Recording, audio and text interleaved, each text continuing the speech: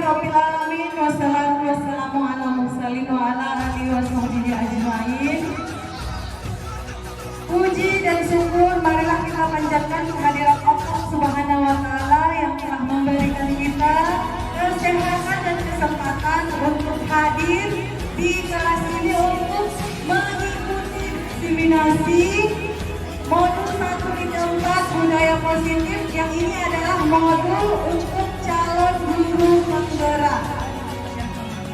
Salam dan salam marilah kita sanjung sanjungan kepada hadirat Nabi Muhammad Sallallahu Alaihi Wasallam yang telah membawa kita dari alam kebodohan ke alam berilmu pengetahuan.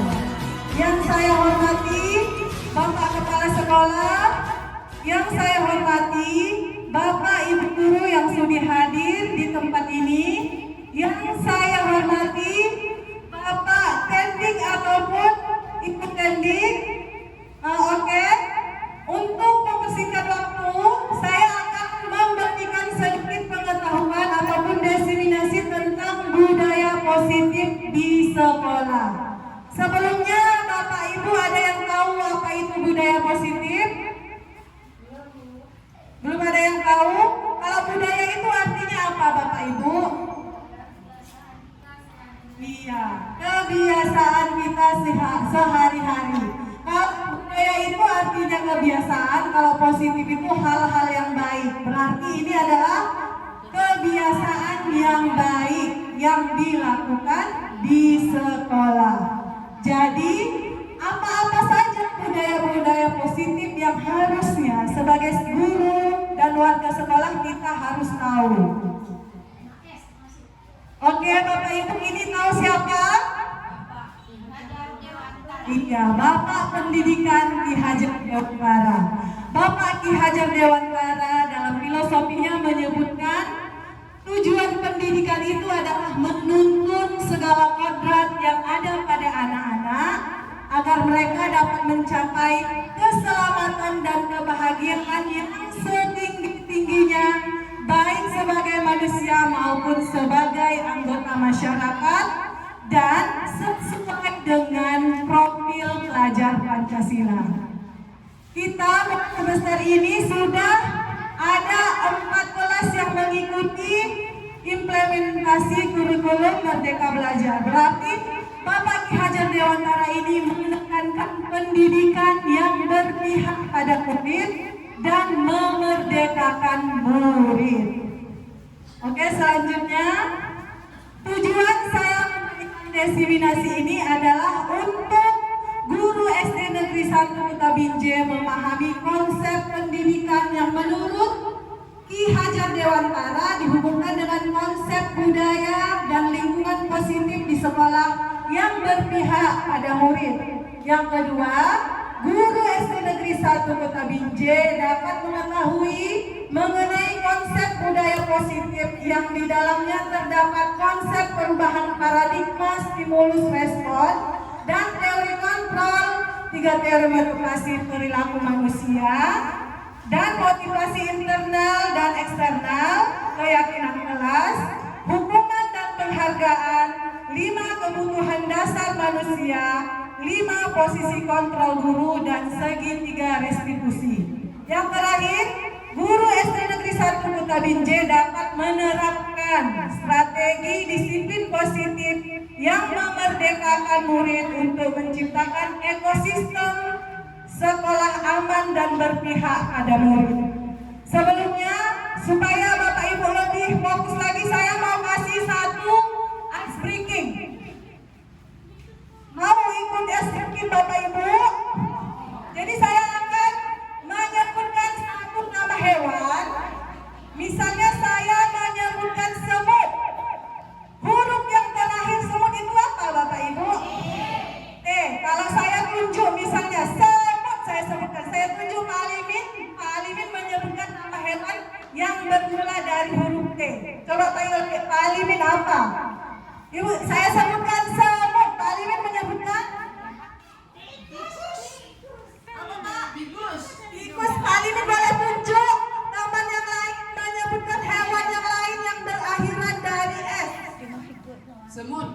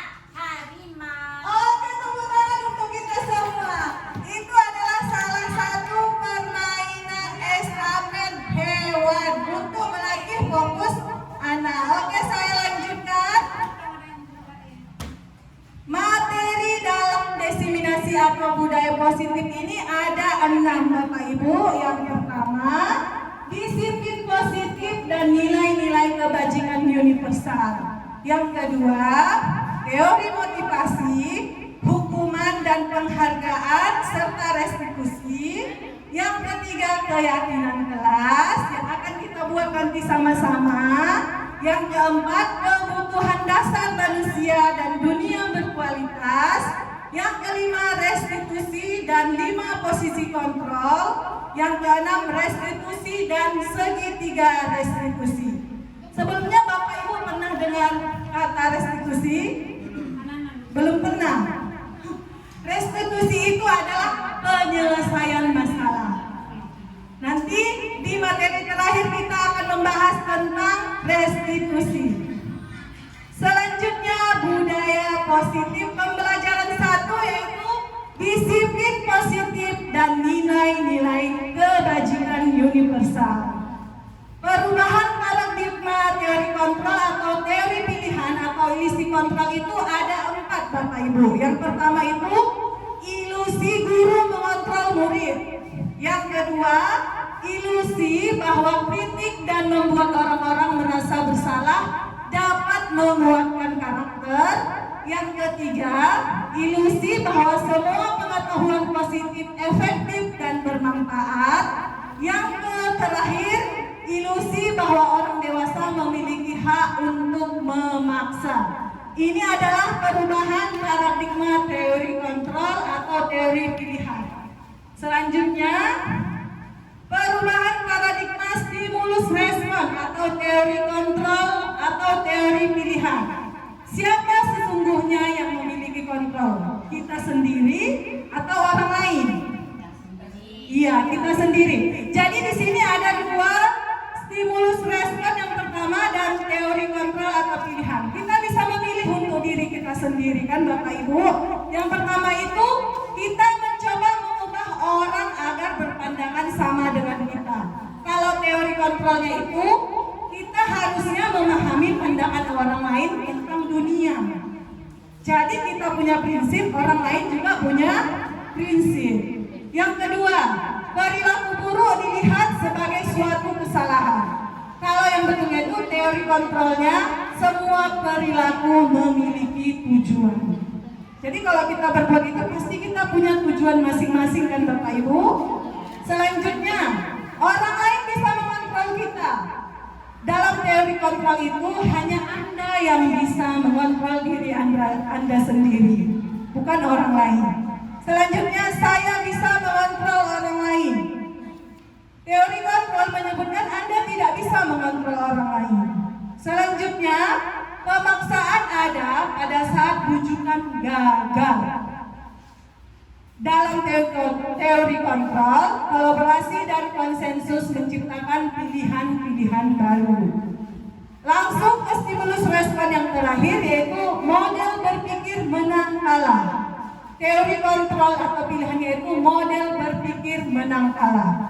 Coba kalau saya tanyakan, kalau kita sebagai guru, menurut Bapak Ibu yang sering kita lakukan pada siswa, apakah yang stimulus respon atau teori kontrol?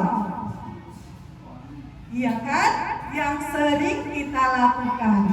Padahal kita juga bisa memberikan pilihan kepada anak tersebut untuk melakukan teori kontrol.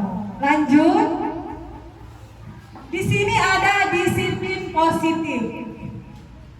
Di sini di bagian peta konsep yang pertama, Anda tidak bisa mengontrol orang lain, hanya Anda yang bisa mengontrol diri Anda. Saya mau minta tolong kepada 2 orang guru agar maju ke depan untuk mensimulasikan satu contoh tentang memegang prinsip diri sendiri. Misalnya ada benda yang kita genggam. Satu orang guru memegang satu benda di tangannya.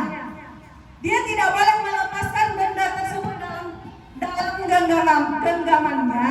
Satu orang guru lagi bertindak sebagai orang yang ingin mengambil dari genggaman tangan tersebut. Paham Bapak Ibu? Jadi orang yang mengambil dari genggaman tangan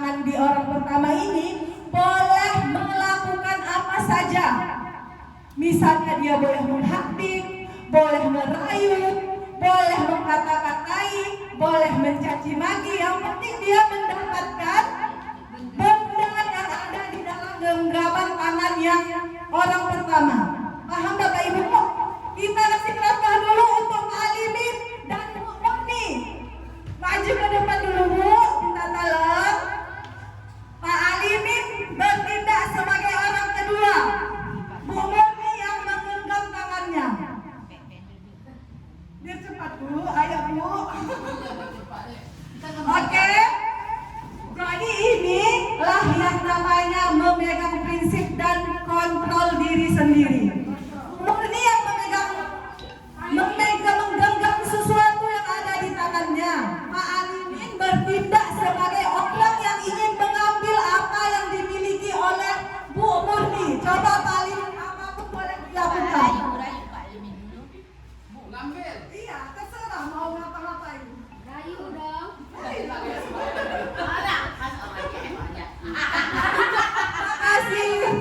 Makasih Pak Alimin dan Bu Murni. Tepuk tangan dulu untuk Pak Alimin dan Bu Murni. Jadi kalau kita memang mau dikontrol orang lain, apapun yang kita lakukan ya terserah orang lain ya kan Bapak Ibu. Apapun yang kita inginkan, kalau kita mau kita bisa apa saja yang kita lakukan untuk mendapatkan sesuatu dari orang lain. Itulah teori dari teori kontrol. Selanjutnya di sini semua perilaku itu memiliki tujuan.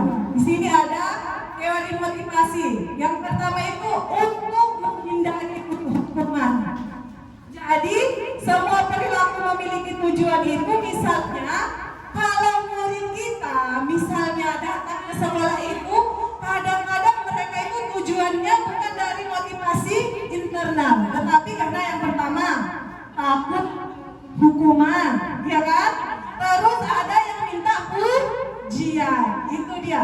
Yang kedua untuk mendapatkan imbalan, misalnya dia kalau ke sekolah itu dikasih uang jajan banyak-banyak, ya kan Bu? Terus untuk menghargai diri sendiri. Inilah yang penting kita tanamkan kepada siswa.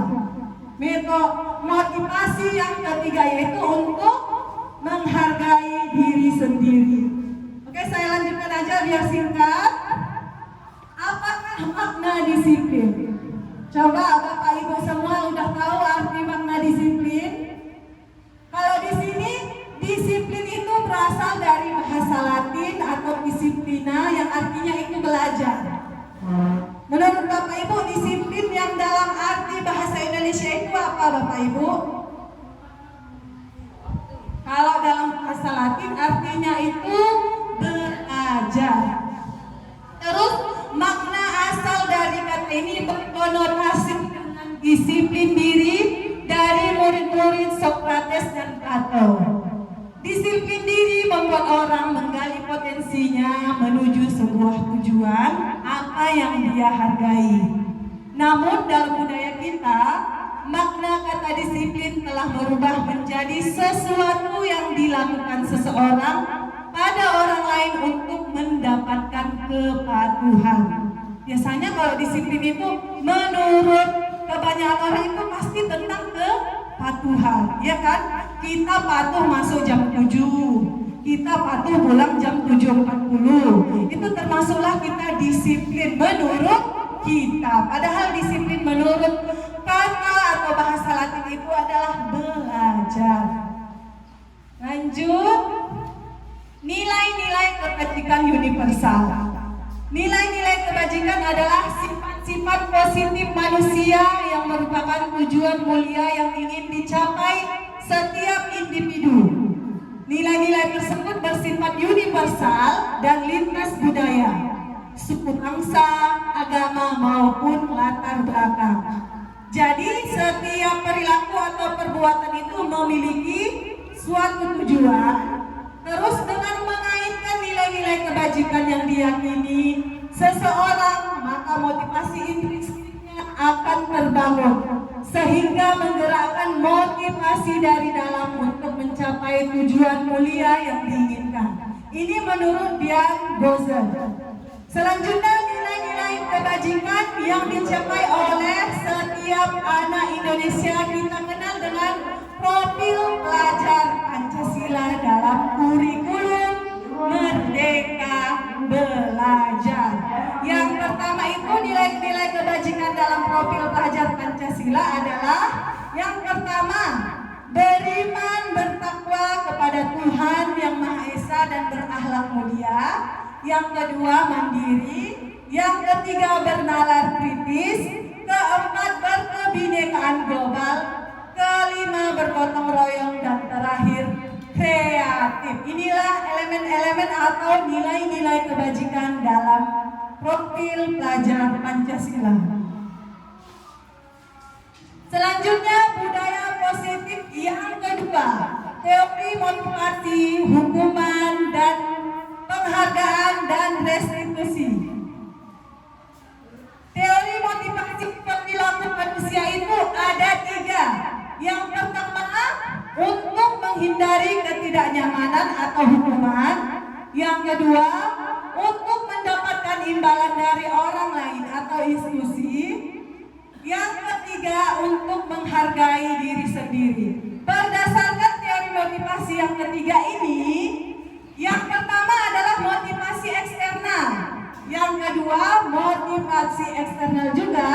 Yang ketiga inilah yang seharusnya kita bangun untuk anak-anak bisa membangkitkan motivasi internalnya dengan menghargai diri sendiri. Apakah anak-anak kita sudah begini, ibu-ibu? Sudah ya kan? Jadi merdeka menurut Ki Hajar Dewantara itu adalah merdeka itu artinya tidak hanya terlepas dari perintah, akan tetapi juga cakap buat memerintah diri sendiri. Dihukum oleh penghargaan. Bahwa penghargaan berlaku sama dengan hukuman. Jadi walaupun kita sudah melakukan penghargaan, tidak lagi melakukan hukuman di dalam kelas.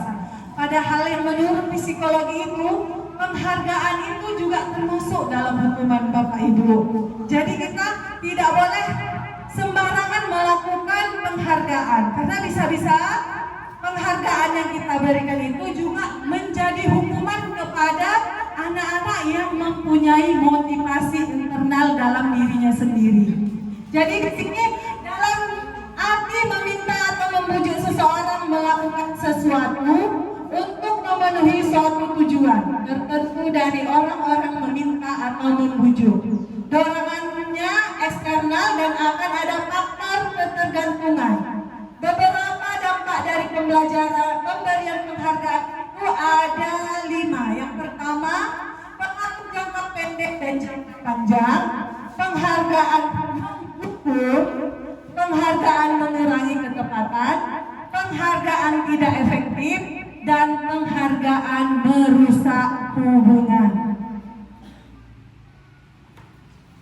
Selanjutnya dihukum oleh penghargaan. Yang pertama, penghargaan menurunkan kualitas. Saya berikan contoh.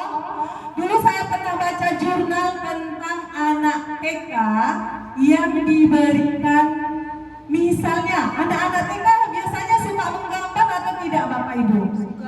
Suka kan? Jadi ada seorang peneliti memberikan penghargaan kepada anak-anak TK tersebut kalau mereka siap menggambar.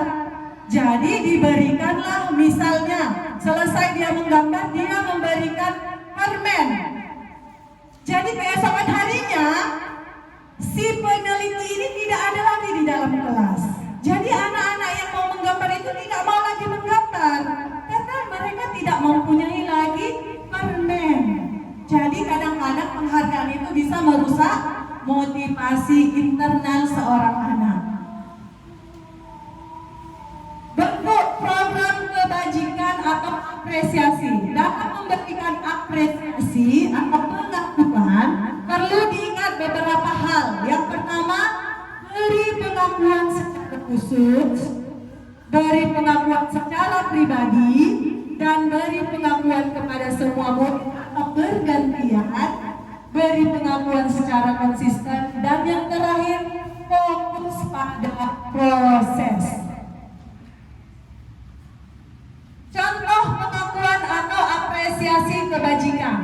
Yang pertama di sini ada pembuka. Kemarin saya perhatikan nilai kebajikannya, saya empati besar sekali. Saya empati, rasa empati itu besar sekali. Terus situasinya pada saat menolong murid baru di kelas kita.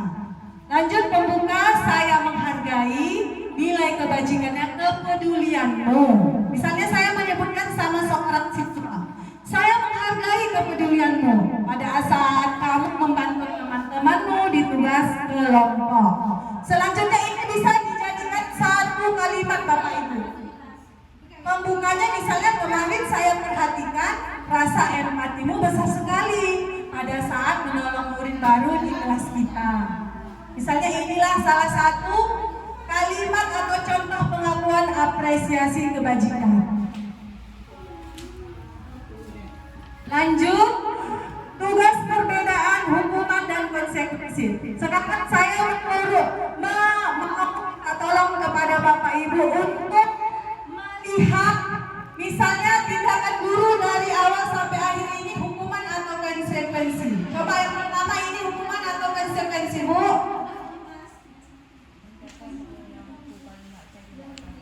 Kalau hukuman itu bersifat menyakiti anak secara fisik. Menyakiti anak secara fisik dan membuat mentalnya itu sakit. Jadi sepanjang hayat dia akan mengingat kejadian tersebut. Itulah termasuk hukuman.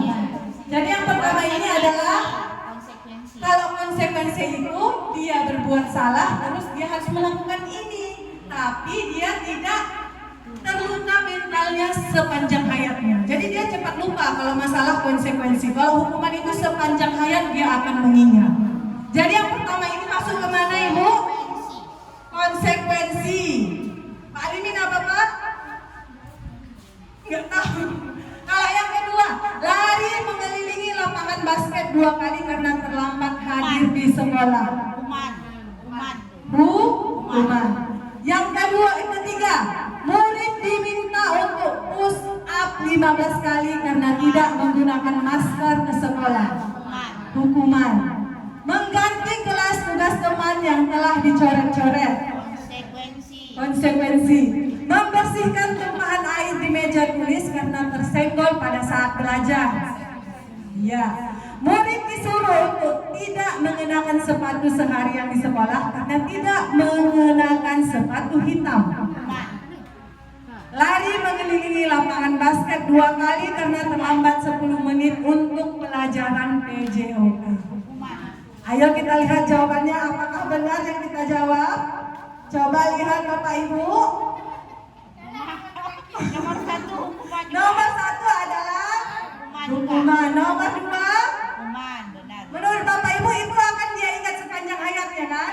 Iya, itu termasuk hukuman. Yang ketiga hukuman. Yang keempat konsekuensi. Benar kan konsekuensi yang hukuman?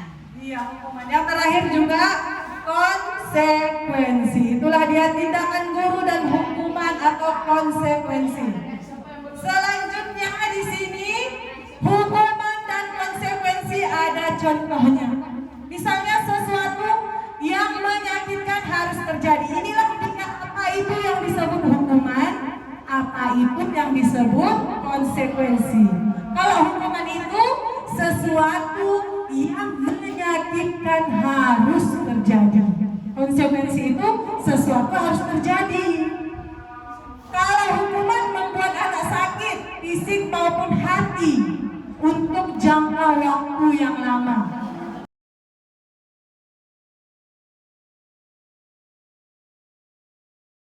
Assalamualaikum warahmatullahi wabarakatuh. Saya guru PAI dari SD 1 Kota Binjai. Nama saya Sri Nuryati Malizar. Saya sudah bertugas di sini sudah agak lama. Dalam saya menjalani kehidupan sehari-hari mengajar anak-anak, setelah saya mengikuti diseminasi yang diadakan oleh Ibu Mimi selaku guru CGP di sekolah kami, banyak sekali yang saya dapatkan pengalaman-pengalaman dari segi mengajar, yaitu dalam mengartikan apa itu budaya positif yang diajarkan di sekolah disiplin positif, dan cara kita membuat keyakinan kelas. Dari Ibu Mimi, saya banyak sekali mendapat masukan-masukan, sehingga dengan kerjasama kami antara Ibu Mimi dan guru-guru yang lain dan saya sendiri, saya lebih dapat anak-anaknya lebih dapat memahami apa yang saya sampaikan dan cara saya dalam membuat keyakinan kelas waktu saya mengajar. Itu saja yang dapat saya masukkan dari saya sebagai teman sejawat dari Ibu Mimi. Semoga kedepannya Ibu Mimi lebih yes lagi.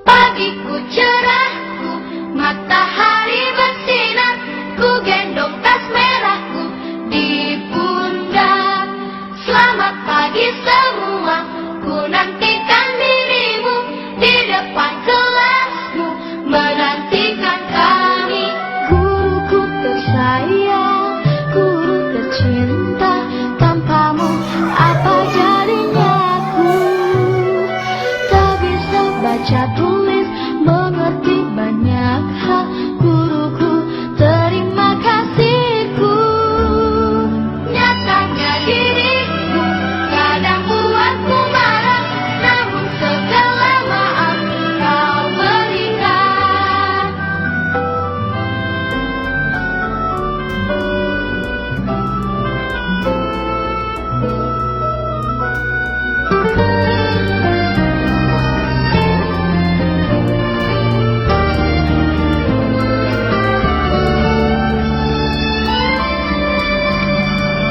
Selamat pagi semua, ku nantikan dirimu di depan kelasku, menantikan kami.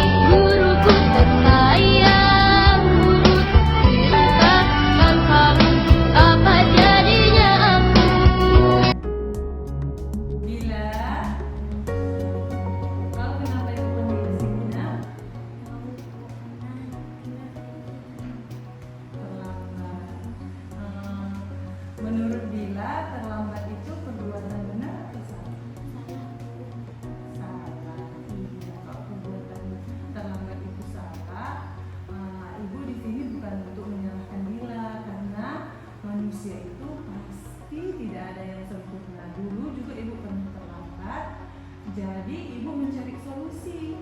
Di sini ibu juga ingin bersama-sama dengan Bila mencari solusi supaya Bila tidak terlambat lagi. Ibu mau tanya, Bila kenapa bisa terlambat nak? Karena tadi malam Tidurnya larut malam, makanya pagi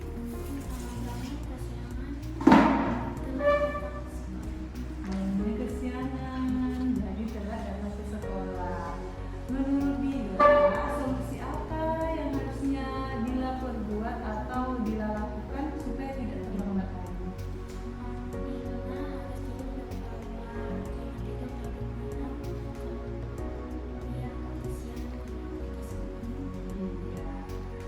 Berarti Bila sudah bisa mengatur waktu ya kan, supaya hidupnya tidak larut malam dan bangunnya siangan dan sekolah tepat waktu. Menurut Bila, sesuaikah terlambat dengan keyakinan keras kita? Iya.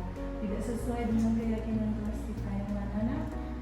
disiplin dan pulang sekolah harus Iya, itu keyakinan keras yang harusnya kita lakukan setiap hari.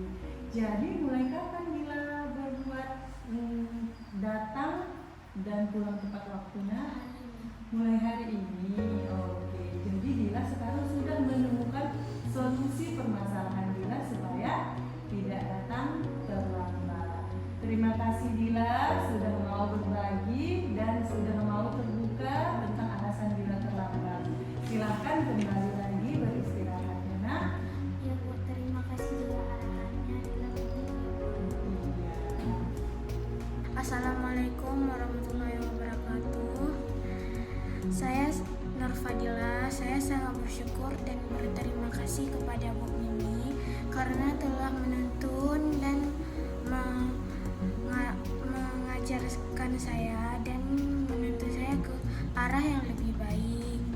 Menuntun saya juga untuk tidak mengulangi kesalahan yang sama.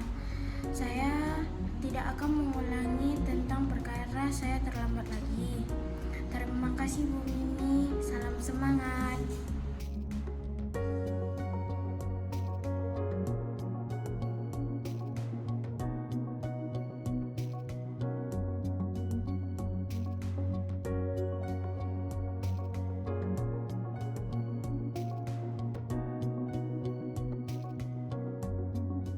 Gibran, Tuan Bu, Gibran tahu kenapa ibu panggil ke sini nak? tahu Bu, Kenapa Gibran? karena Gibran tidak mengerjakan PR Bu. Karena Gibran tidak mengerjakan PR. Menurut Gibran, tidak mengerjakan PR itu perbuatan benar atau salah? Salah Bu. Salah. Jadi kalau itu perbuatan salah, di sini ibu bukan mau menyalahkan